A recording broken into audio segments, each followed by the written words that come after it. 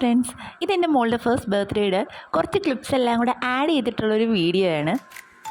ഒരു full long വ്ളോഗായിട്ടൊക്കെ എടുക്കണമെന്ന് എനിക്കുണ്ടായിരുന്നു, പക്ഷേ അതൊന്നും പറ്റിയില്ല. കാരണം തീരെ തന്നെ സമയമില്ലായിരുന്നു, ഞാനും ഫുൾ ബിസി ആയിരുന്നു. സോ ആരൊക്കെയോ എനിക്ക് അയച്ചു തന്ന വീഡിയോ ക്ലിപ്സ് എല്ലാം കൂടെ ആഡ് ചെയ്തിട്ടാണ് ഞാൻ ഈ ഒരു വീഡിയോ ഇപ്പോൾ ചെയ്യുന്നത്. ഒരുവിധം ഗസ്റ്റൊക്കെ വന്ന് അത്യാവശ്യം തിരക്കായതിനു ശേഷമായിരുന്നു നമ്മൾ കേക്ക് കട്ടിങ് വെച്ചിരുന്നത്. അങ്ങനെ ആദ്യം തന്നെ മോളുടെ എൻട്രി ആയിരുന്നു. അത് ഞങ്ങൾ ഇങ്ങനെ ഒരു ജീപ്പിലായിരുന്നു സെറ്റ് ചെയ്തിട്ടുണ്ടായിരുന്നത്. ആക്ച്വലി അവൾ ആ ജീപ്പുമായിട്ട് ഭയങ്കര ഓക്കെ സെറ്റായിരുന്നു.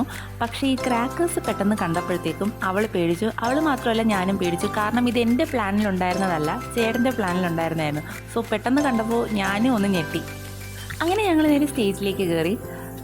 അപ്പോഴാണ് അത് സംഭവിക്കുന്നത്. ഒട്ടും പ്രതീക്ഷിക്കാതെ ഞങ്ങളുടെ ആങ്കർ മൈക്കെടുത്ത് എൻ്റെ കയ്യിൽ തന്നിട്ട് 2 വാക്ക് സംസാരിക്കാൻ എൻ്റെ കയ്യിൽ നിന്ന് പോയി.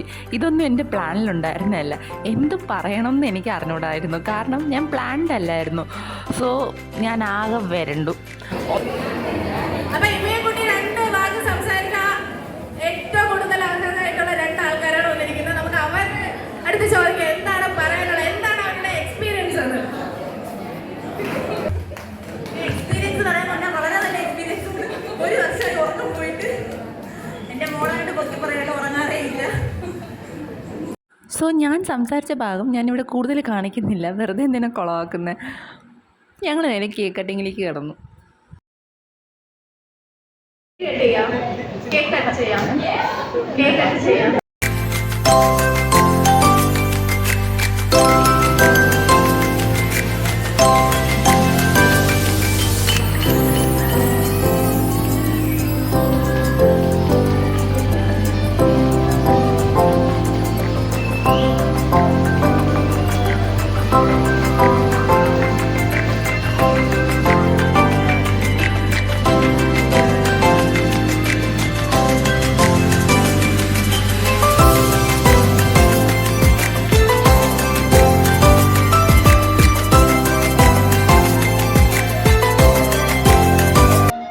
കേക്ക് കട്ടിങ് ഒക്കെ കഴിഞ്ഞു. കേക്ക് കട്ട് ചെയ്ത സമയത്തും ആളൊന്ന് കരഞ്ഞിട്ടുണ്ടായിരുന്നു.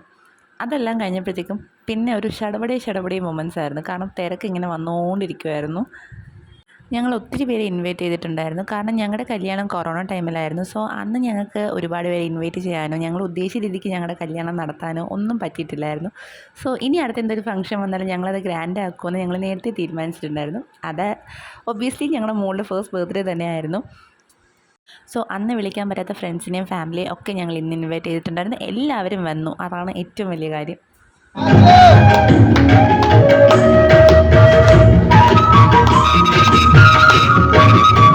ആൻഡ് ഇത് എൻ്റെ അച്ഛൻ്റെ സഹപ്രവർത്തകർ എല്ലാവരും കൂടെ ചേർന്ന് എൻ്റെ ഇമൂന് കൊടുത്തൊരു വലിയ ബർത്ത്ഡേ ഗിഫ്റ്റായിരുന്നു ഈ ഒരു ഇൻസ്ട്രുമെൻ്റൽ ഫ്യൂഷൻ.